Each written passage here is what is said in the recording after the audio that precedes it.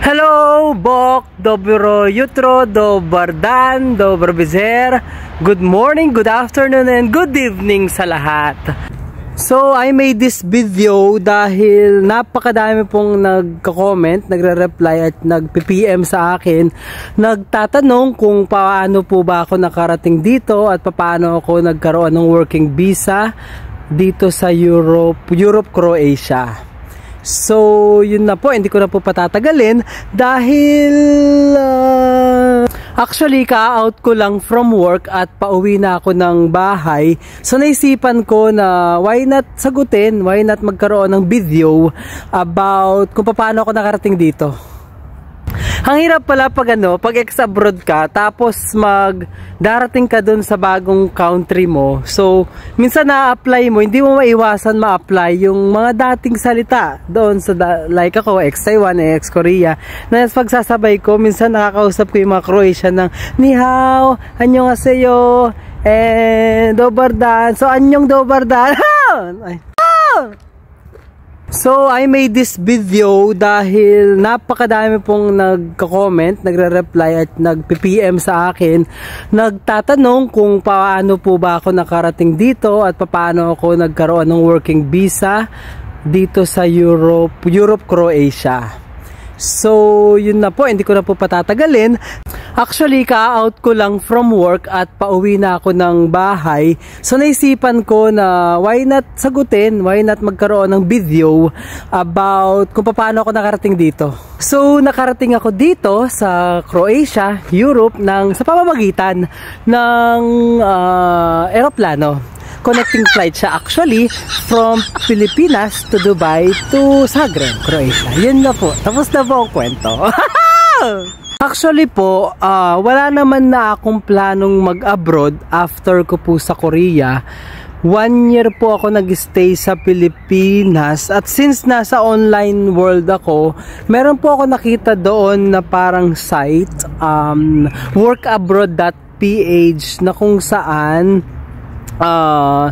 lahat ng agency na narito sa site na to is accredited siya ng POEA at ngayon ay DMW na, or Department of Migrant Workers, na kung saan gumawa ako ng account siguro last year lang. Gumawa ako ng account doon sa workabroad.ph.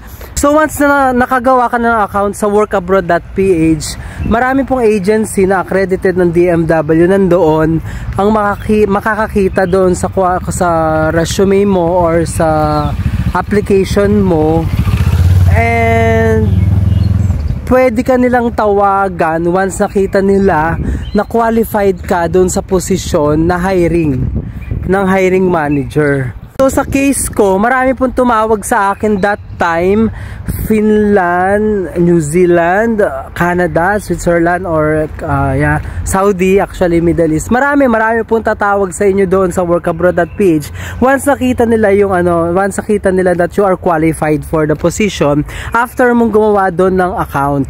So luckily last year, that was September 2024, may tumawag sa akin tinawagan ako for initial interview na sana, and they offer me Europe, Croatia, which is yung position is store attendant cashier.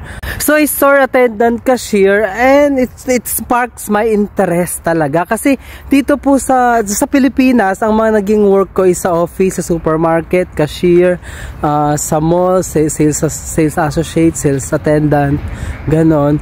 Pero nung nag-abroad po ako sa Korea, upo muna ako. Pero nag-abroad ako sa Korea, nag-abroad ako sa Taiwan 4 years, and after Taiwan, nag-Korea po ako for another 5 years. So, puro factory workers po yung naging work ko po doon.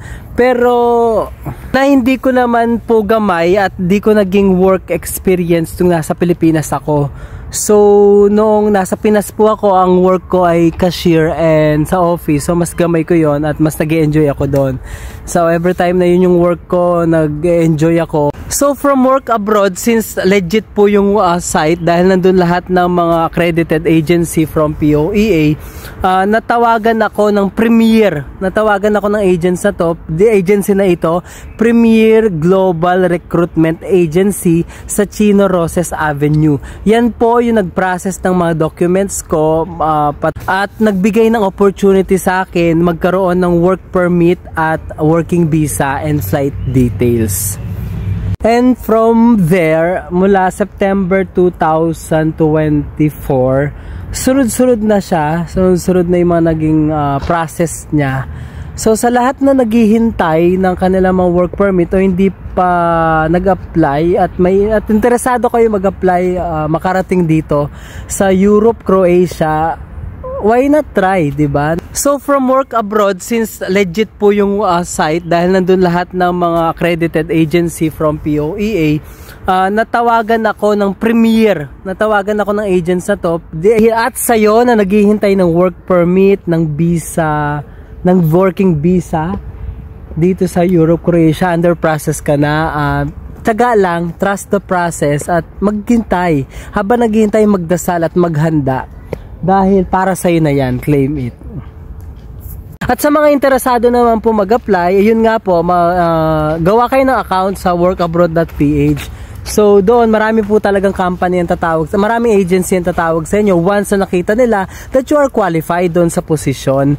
And ayun, so kayo na lang po mamimili ng company or ng agency na sa tingin nyo okay sa inyo. May pagkakataon na makakapili naman po kayo. Kasi sa case ko po, hindi naman po ako nag-walk-in kasi that time wala naman pong walk-in. Hindi lang din po ako sure ngayon kung may walk-in po sa Premier Global Recruitment Agency. So that time napili lang po ako online sa nag-undergo po ako initial interview, then after initial interview, after 3 days final interview naman po with the employer. So luckily napili naman po ako at nakapasa, kaya nga po nandito po ako ngayon. So abangan nyo po sa susunod na vlog ko yung step by step procedure naman po after ko pong matawagan.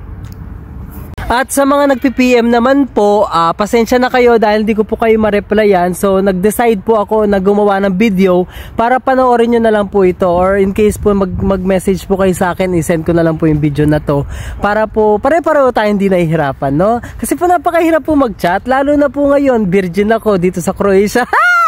Ano yun? Hindi naman related doon sa tinatanong. So ito pong aking video ay related lang po ito sa experience ko. Base lang po ito sa experience ko at di po ako sure sa iba pong na experience ng iba. I am just speaking on my behalf. And as far as I know, ako po nag-apply ako from Pilipinas and meron po ako mga kasabayan dito and mga kabatch dito at mga kakilala dito na kabayan na they are cross country na sila nag-apply at na-process yung papel nila. So sample yung mga kaibigan ko sa Saudi at saka sa Dubai, nakaalis din sila from Dubai and from Saudi. Hindi na sila umuwi ng Pilipinas, dumiretso na sila from Saudi dun sa country nila to Europe, to Croatia.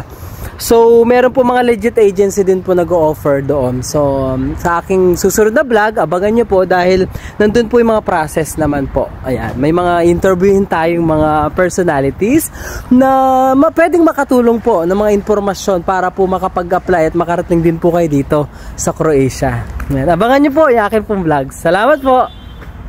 Ayun na nga, ewan ko, hindi ko ma-explain pero iba yung pakiramdam na nandito sa Europe, dito sa Croatia specifically, and sobrang sarap, sobrang gaan sa pakiramdam. Tulad ko ngayon, nag-work ako 7 o'clock to 2 p.m.